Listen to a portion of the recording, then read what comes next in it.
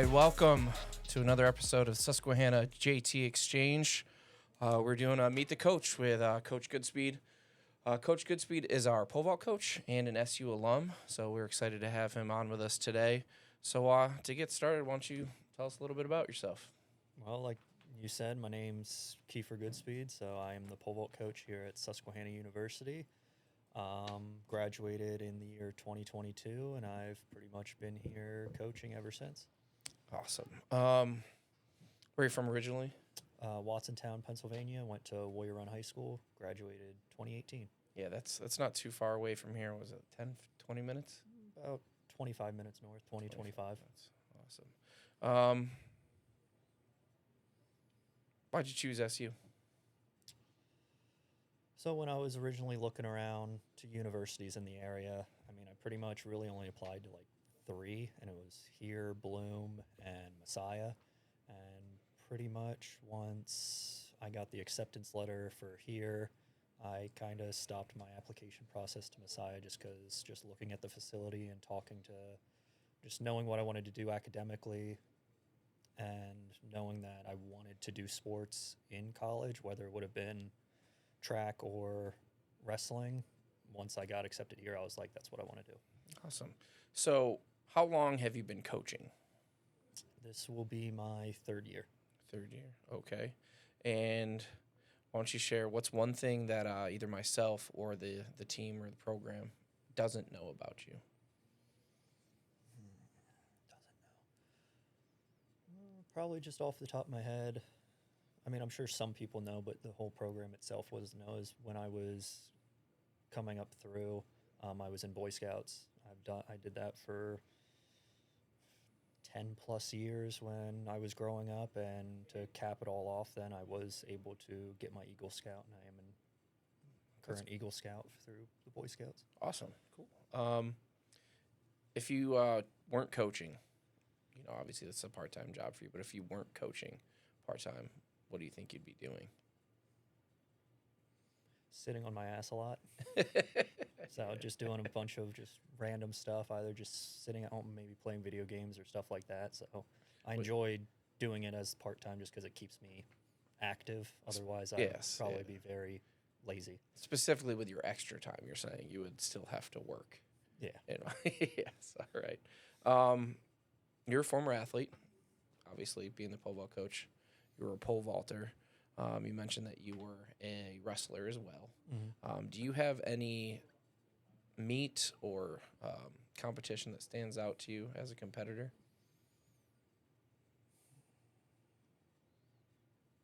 I mean, there's been several.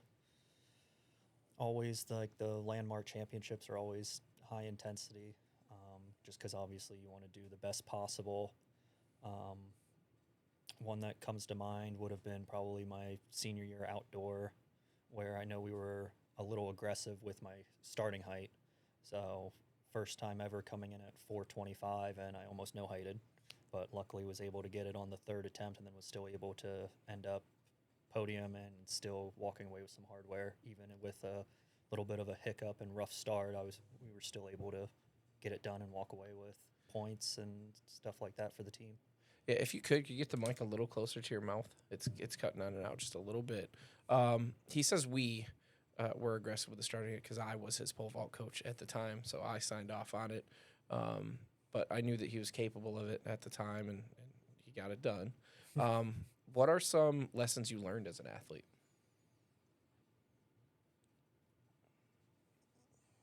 Sometimes you just got to relax. So, especially in like competition wise, like especially in like a sport like ours, like there's a lot of emotions and stuff that can run high, and sometimes you need to just kind of check out from that and realize I just need to relax and do what I know I can do in the moment, rather than getting worked up over it. And then, because typically if you allow emotions like that to run high, they're going to hinder you in the end. So if you're able to just kind of take a step back, relax a little bit, and then just go and do what you know you can do, it'll work out better for you in the long run. Yeah, especially in the pole vault, you get, say you let your emotions get too high, get jacked up on the runway, you could, extend your run an extra foot and a half, you're taking off a foot in, foot under. That's never No. a good thing. So yeah, staying relaxed is definitely good when you're a vaulter.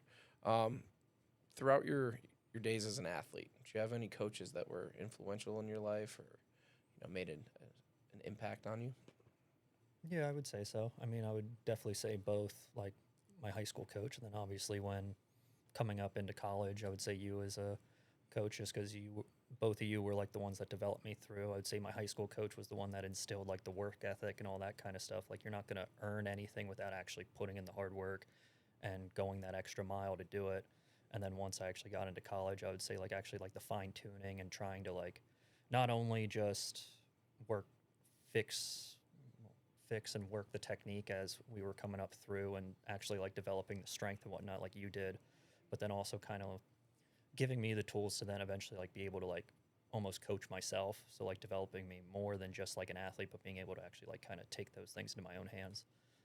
Yeah, and we'll get into this probably when I have my episode of Meet the Coach, but I am a coach that teaches their athletes to coach, if you will, giving them those tools to understand why we do what we do, and you definitely took well to that. Some athletes struggle with it. They need to be told, like, they're handheld through the process, and, like, this is what pole you need to jump on, and they just do as you say. Whereas you took direction and understood why your arms needed to be up at takeoff or, why you needed to swing with your hips high and stuff like that. When did you realize coaching was something that was going to be part of your future? Probably towards the back part of my senior year here at SU. Just because once you get to that point, it's like your athletic career is coming to an end, and more so of like a competition aspect. And so it's like, well, this is something I want to continue doing afterwards. And I mean, obviously, competing here and there, maybe just for fun. But if I want to if I want to pass on what I've learned to like the next generation and the people coming up, it's kind of something that kind of stuck where it's like I want to come back and I want to be able to help those people then come up through and learn and experience what I was able to. Yeah, would you say there was any like defining moment or maybe an instant where you were working with one of your teammates that really solidified that you were going to coach? Or was it just a culmination of your experience as a student athlete? I think it was more so probably just a culmination of just the building up to it and just kind of seeing the growth. And it's kind of like I want to be able to witness that growth within other people. Yeah. What keeps you motivated as a coach? Obviously as a Division III part-time coach, you're not in it for the money. What keeps you motivated to show up 3, 4, sometimes 5 days a week? Just the love of the sport. And just seeing, like, obviously you mentioned it's D3 sports. So, I mean, even like for us as coaches, if we're just part-time, we're not earning much. But then if you think about the athletes themselves, I mean, they're not here on a scholarship. They're not here because of any other things other than their love of the sport. So it's kind of like that aspect in like our Division III context of the sport. It's like we're all here because we love the sport. And it's kind of just that feeling of just knowing that's why everyone's here and there's no other implications to it of just being like we all love the sport, we want to do great at it, and we want to just develop and become as great as we can in the sport just because we love it so much. Would you say that there's a favorite part of coaching collegiate athletes that you have? Anything in particular that really stands out? As in like collegiate and just like difference? Coaching athletes in general. I guess it doesn't have to be collegiate. But is there anything specifically, whether it's connecting with your athletes at practice or hanging out after a meet, is there anything that you really enjoy the most about your role as a coach? Just seeing the development, especially last year was probably like the biggest leap that I've seen like with my athletes. I mean, with only being this 3 years, the first year you're kind of figuring it out, and now I'm kind of figuring out a developmental aspect to the way I'm coaching. So like just seeing like from the start of the year to like the end of the year and just seeing how they progress, and then being able to fine tune as we enter those like championship meets. I mean, that's probably I enjoy seeing like the development over the year. Yeah, you said the leap. Was that intentional? Like a play on words there? the leap in development for your athletes. No, just a coincidence. Yep. Could you describe what your coaching style is? Probably a little bit of hard-nosed and work ethic based. Like, you can be the most talented person to walk through that door for me, and I don't care. Like, if you're going to show up and if you're not going to put in the work, you can walk back out that door. Like, I want you to be able to come in and actually put in the work to really and truly unlock like the potential that is within you. Because if you don't put in that work, then you're just going to be another person that just kind of hangs out here with other people on the team. So I want to actually try to get you to put in the work, go the extra mile, because if you do that, you're going to exceed beyond than what you probably think you're capable of. What could your athletes expect from you on a daily basis and even like a weekly basis, and maybe get into what your weekly plan is for vaulters?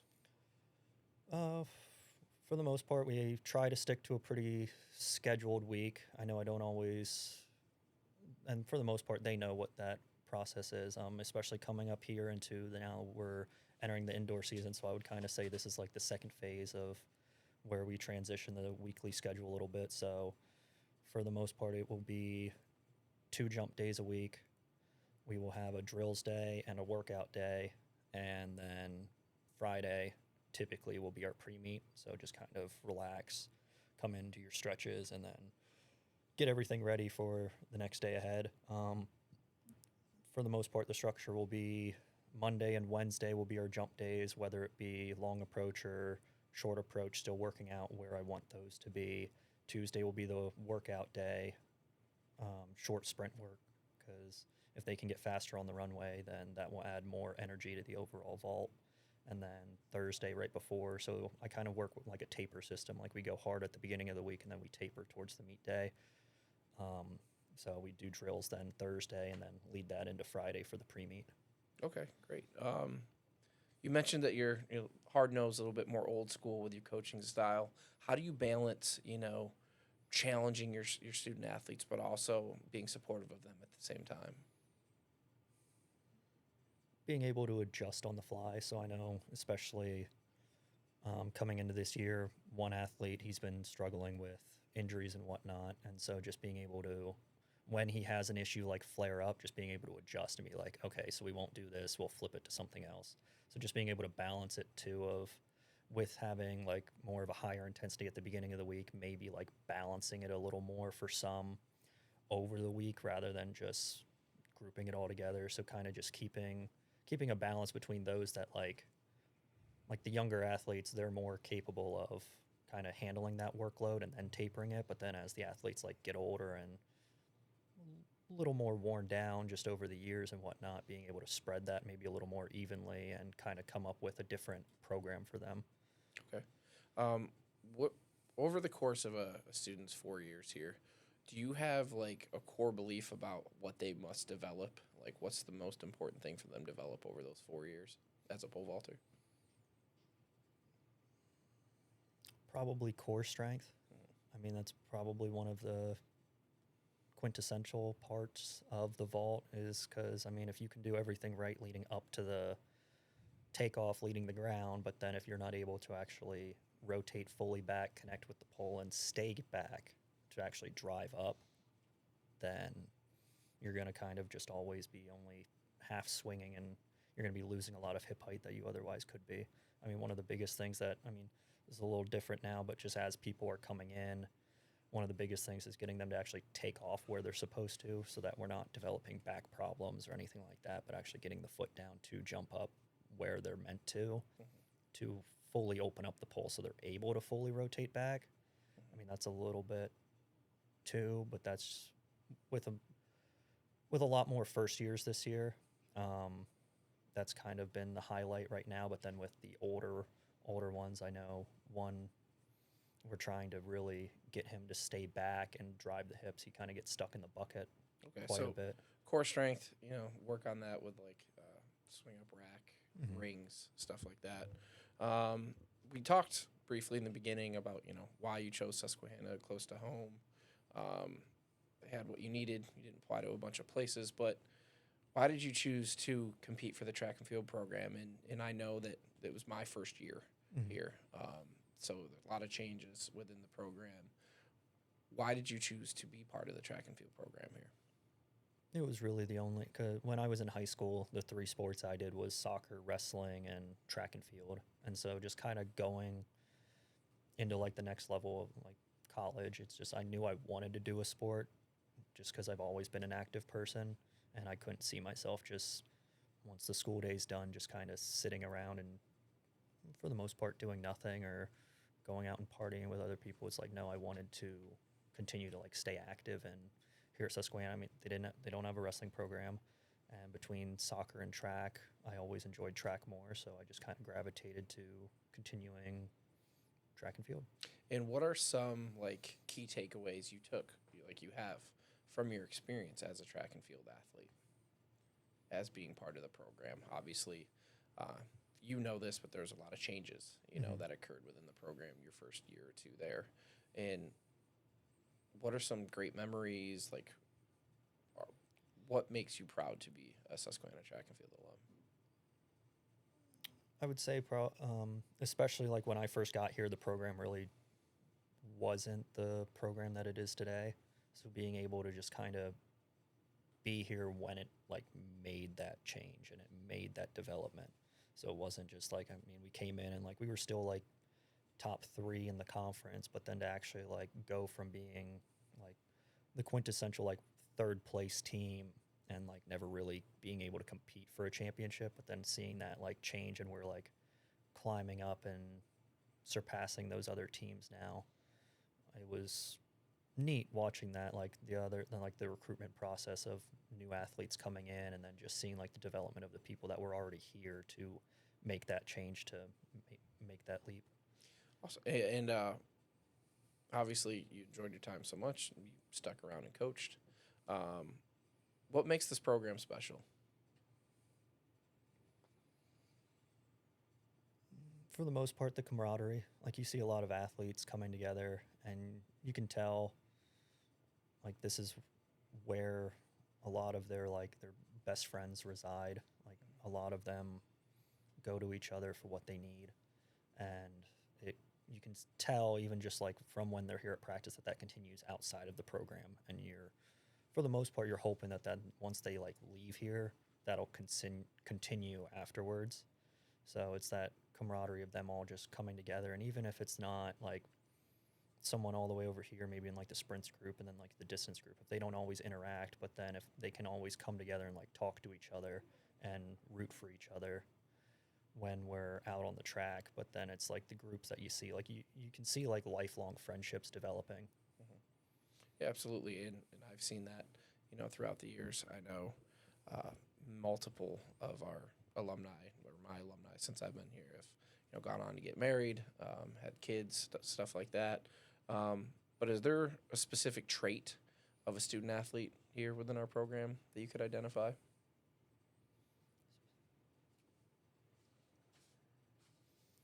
Specific trait.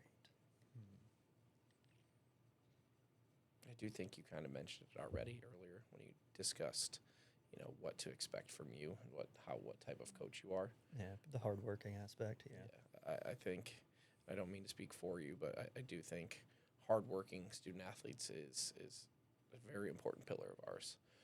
We like to have fun, and obviously we've had some success lately, and winning's great, but when it's time to work, it's time to work. Mm-hmm. And if an athlete doesn't want to work hard, then I don't believe they're going to fit in well here. No. So we're going to go through some rapid-fire questions here now. All right? So, favorite event to watch? That would be pole vault. Other than pole vault. Other than pole vault, probably high jump. And why is that? It holds a lot of the like similar aspects of vault, but you're obviously taking away the one implement that you need to get higher. So I mean, but it is also very technically sound, just like the vault. So being able to see just the transition of like being able to break down that technique and see like why a jumper like knocked the bar off, and it's like, oh, they need to hold their arch for like a split second longer before they snap through, or like, oh, their step is a little close, back them up a little bit. So it kind of holds some of those fundamental parts of like technique wise, but then obviously having to clear a bar on your back compared to vault is it's a different event. But Well, it's funny you say that because the high jumpers are supposed to go over, well, not supposed to, but typically they go over with their back to the bar. yeah, I just watched the multi this past weekend, and multiple multis were going with their backs to the bar. yeah, I've seen that, especially when you get into the multi vault. That one can be a little sketchy to watch, especially when you're talking about athletes that have never touched a pole in their life before. So Yeah, I think sketchy might be an understatement, to be honest with you. Favorite facility? definitely home here. Definitely Susquehanna. Competing at home. Mm-hmm. Okay. Indoor or outdoor? Indoor, Indoor. Any reason? especially with vault, just getting rid of the elements. No wind. Just make no wind, no rain. I mean, it's every once in a while. It's kind of fun, especially if you can get a tailwind behind you for outdoor. But if you have a headwind or rain or whatnot, that event can get dangerous pretty quick. Yes, I would agree. Do you have a pre-meet habit as a coach? Something you have to do before every meet? Not for the most part. The only thing I can think of is I always just go and get my coffee. I'm a big Dunkin' guy, so I always just stop and get myself coffee and Well, sandwiches. funny, the next story is coffee or energy drinks. Coffee. Yes, I disagree personally. But music or silence? Music. Music. Any specific music that you prefer? No, I jump around a lot. So once like a genre gets a little bit old, I got to switch to the next thing. So it just kind of I bounce around a lot. So one week it'll be heavy metal or something. The next week it'll be country, old Okay. rock. Just I bounce around a lot.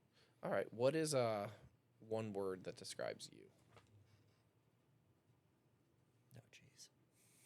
Just one word. One word.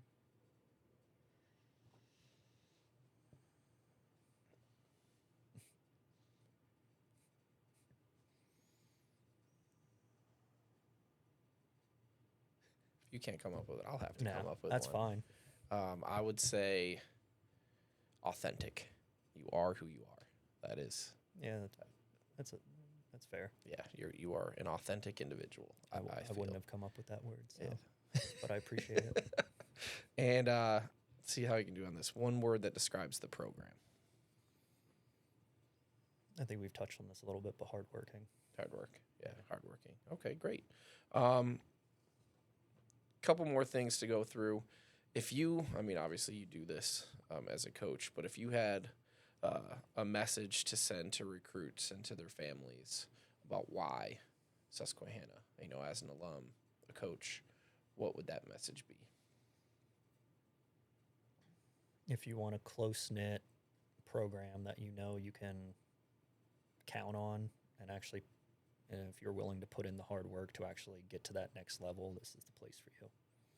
Okay. So the camaraderie, and if you're looking for camaraderie and you actually have what it takes to put in the work, here it is. Awesome. And last question. What excites you about the future? Just some of like the younger athletes that I currently have excite me, and then also I already know of some of the people that are coming in next year. The program itself as a whole is still moving to get to that next step of not only just the conference itself, but trying to make pushes at like the regional titles, and then even trying to get more and more people to the national level, and even just seeing like the kids that are coming in, like we are heading in that right direction. And then even just me as a event coach, like my event itself, I see that starting to be the trend of being able to start to make those pushes to those bigger competitions. Awesome. All right. Well, that will conclude our time. I do appreciate you joining us today. As always, like and subscribe. Susquehanna JT Exchange, and thanks for being with us today.